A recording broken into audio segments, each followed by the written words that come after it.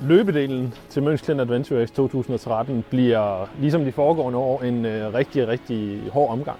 Der er mange højdemeter op og ned. Til gengæld så er det en fantastisk flot rute.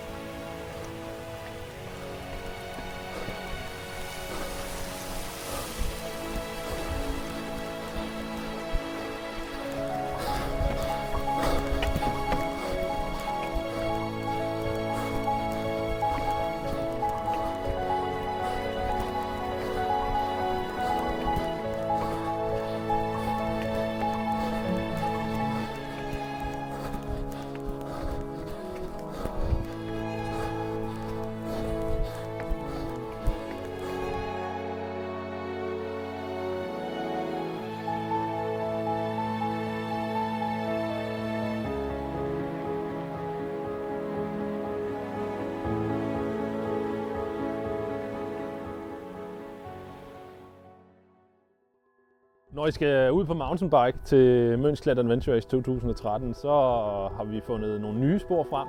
Nogle rigtig fine spor, rigtig lækre single track.